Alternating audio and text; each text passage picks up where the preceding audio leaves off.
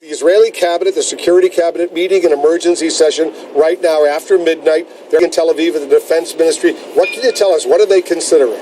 Well, today Hamas closed the diplomatic option. I mean, we woke up this morning in the hope that there'd be a ceasefire, and as you reported, Israel restrained from all our activities, all action against the terrorists in Gaza for a full 6 hours. We gave this ceasefire our full support, as did the UN Secretary General, as did the Arab League, as did Palestinian President Abbas. But Hamas said no to everyone. Hamas said no to the ceasefire, both in word and in deed. Their spokespeople said we're not interested, and indeed they fired some 50 rockets at Israel. So instead of having this door open to a diplomatic solution, they closed the door. So we now have to, unfortunately, protect our people through military means. Regev, the Israeli government spokesman. And this is a tragedy. Obviously, you see pictures like this and you can't help but be moved. Israel does not want to see any civilian casualties in our operation, not one. And of course, these deaths are indeed tragic. It's not yet clear to us exactly what happened in this location. There are a number of different explanations, but we'll get to the bottom of it. But you accept Israel could have been responsible for these deaths?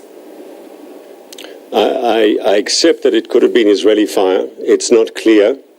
At this stage, there were UN reports saying that Hamas was shooting rockets that were landing in the Beit Hanun area.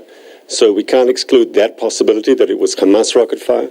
It could also have been our fire, because our forces were receiving fire from that area, from the immediate vicinity of the hospital, and it's possible that if our forces returned fire to that it could have been our fire as well, but we have to investigate exactly what happened. You had the precise coordinates of that shelter. A UN spokesman tonight has said over the course of the day, the UN tried to coordinate a window with the Israeli army for civilians to leave.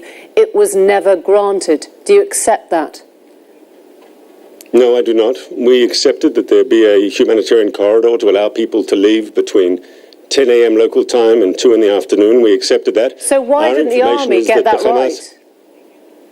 No, but our information, the Hamas terrorists acted to prevent people to leave, which actually is consistent with a consistent pattern of behavior that we've seen in other places like Sajia, where we've requested people to leave because there's going to be a combat zone. We don't want to see innocent civilians caught up in crossfire. Just to clarify, did you know that building had not been evacuated? Did you know it had not been evacuated? At the time, I don't know exactly what we knew, a difficult combat situation when our people were receiving fire. We'd been calling for 3 days for civilians to vacate that facility because that facility was being abused by terrorists who were shooting from that facility on our people. Let's be clear, the UN... Did you try and find out whether there were still children in that building before you fired? First of all, we're not clear it's our fire. I mean, you're jumping ahead of what the reality is. Let's wait and see what exactly happened. But you issued a warning to evacuate the building. Presumably, you issued a warning because you were going to fire on the building. Did you check whether it had been evacuated? Let's be clear here. We don't know exactly what happened. I don't know exactly what happened, and neither do you. So one has to be a bit more judicious before making that sort of assumption. Can I say the following, though, if you'll allow me, please? There are two examples, not that Israel says so. There are two examples of UN facilities being used by Hamas to store munitions for their terrorist war machine to fire their rockets into Israel.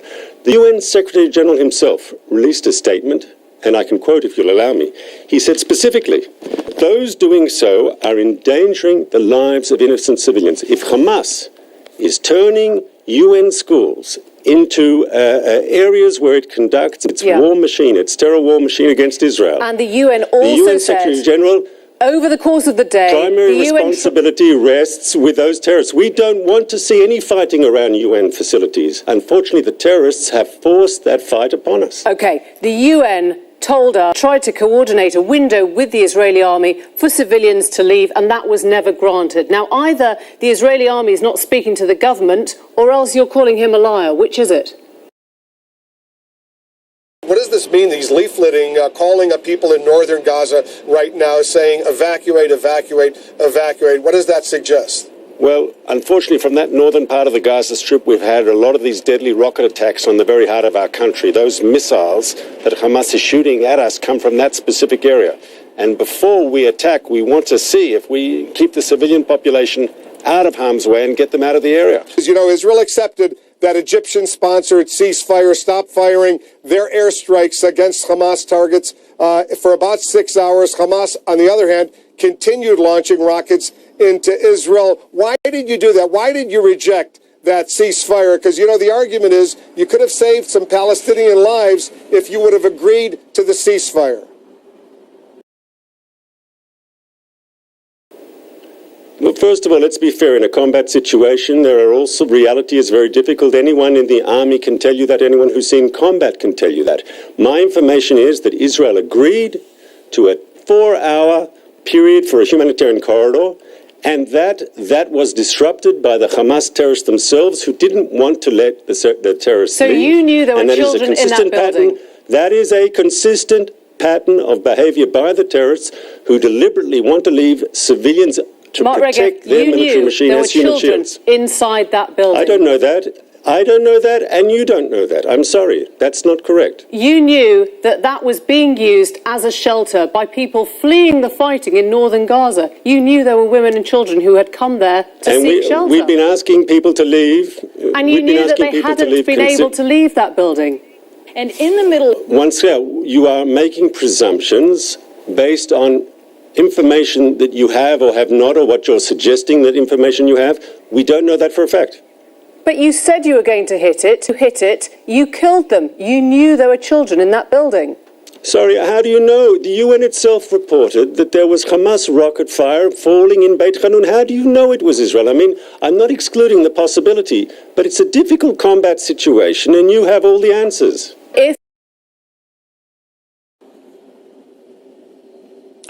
Well, I believe we could save the Palestinian lives if the Israelis did not violate the ceasefire which was agreed on in 2012. We could save the Palestinian lives if Netanyahu did not speak like a Nazist in the last 4 weeks when he talked about the certain issue of the 3 settlers, and that generates the burn of Mohammed Abu Khair. We did not reject the ceasefire. From the first day, we've said we have to go back to the ceasefire, and Israel must respect the ceasefire agreement without violations. But we said also yesterday, no one received a proposal of a ceasefire through the media, through a press conference. It was supposed to be delivered to Hamas through the political channels, which did not happen. We heard in the media that the Israelis has received the ideas which was called a proposal, and Hamas did not know that. No other Palestinian organization know about this. So the idea simply, there was no proposal in Hamas' hands. We were supposed to discuss ideas which was published in the media, and everyone knows the things would not work like this. And I believe someone did that. I don't know if it was a mistake, less of experience, or on purpose, and that caused a huge mess. We are still working on the political track, and I believe till now there are talks between Hamas and the other sides. We hope we can achieve a ceasefire, but a ceasefire which can protect the Palestinians and guarantee that there will be no violations. A ceasefire which can hold for a long time, protecting the Palestinians and give them the chance to live a real life without being attacked by the Israelis every time. Jerusalem. Wolf, we saw some high hopes here for a ceasefire. What's gone wrong? Yeah, I was pretty optimistic that there would be a ceasefire. I thought that the Secretary of State, John Kerry, working together with the Egyptians, working with Qatar, working with Turkey, the United Nations Secretary General Ban Ki-moon, I thought they would get some sort of ceasefire, at least for a week or so, as phase one, during which they could start working on some of the long-term issues. But the Israelis were not happy with what they heard from the Secretary of State, even before the Israeli Security Cabinet was meeting, and they unanimously decided not to accept the language as put forward. It was clear to me from other Israeli officials, including the spokesman for the Prime Minister and the Minister of Intelligence, they weren't happy with this deal. Listen to this.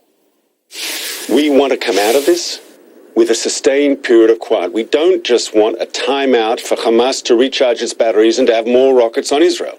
Terrorism shouldn't be appeased, and there should be no prize for terrorism for launching rockets on Israeli civilians. Israelis clearly saw this deal as something that would benefit Hamas. It would stop the Israeli military operations, if you will. The Israelis want to do as much damage to those underground tunnels that Hamas has built going from Gaza into Israel. They want to destroy as many of the Hamas rockets and missiles as they could. So they weren't about ready to stop right now. And I think that's in part why the Israeli cabinet decided that the deal as put forward right now, a deal that we don't know for sure even if Hamas was going to accept it, but right now the Israelis don't like it, so this operation clearly is going to continue, at least for the time being. If after the fog of war has passed, this does turn out to be the fault of Israel, will you pause? Will you reset your rules of engagement tonight? Our rules of engagement are very clear. One does not target civilians. One does not target civilian infrastructure. That is clear, and we hold ourselves to the highest standards. But that's not working, is it? If it's not designed to hurt civilians, your strategy is manifestly not working. We are trying to be as surgical as humanly possible in a very difficult combat environment. But I'd ask you, if you say we cannot return fire, that it is forbidden for Israel to return fire because Hamas has adopted these tactics, you're saying that Israel has no right to defend itself in the face of these hundreds, thousands of rockets fired at our people. Now, we are trying to be as surgical as is humanly possible in that difficult combat situation, but don't deny my country the right to defend itself from those terrorists who are shooting rockets indiscriminately at our cities. Defence system. It's called the Iron Dome. It stops you, for the most part, being hit. They don't, and they're paying the price with their dead children.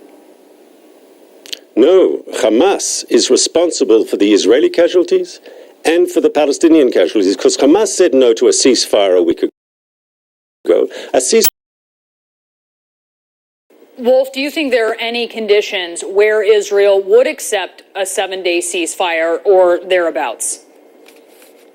Yeah, I think there would be. I think one of the ingredients that the Israelis would want is they wouldn't necessarily have to pull out their troops from Gaza. They could keep those troops in place for 7 days. Another condition they put forward is during these 7 days, even though military operations won't take place, Hamas won't launch rockets and missiles into Israel, Israel won't launch air or naval strikes or artillery shells into Hamas targets in Gaza. The Israelis did want to continue their effort to blow up, if you will, those underground tunnels. That's one of the ingredients the Israelis wanted. Hamas wasn't about to accept either one of those ingredients. What Hamas wanted was a complete Israeli withdrawal right away and the lifting of what they call the siege of Gaza. They wanted to show some benefits from what has happened over the past 2.5 weeks or so, and the Israelis were not about to give them any benefits.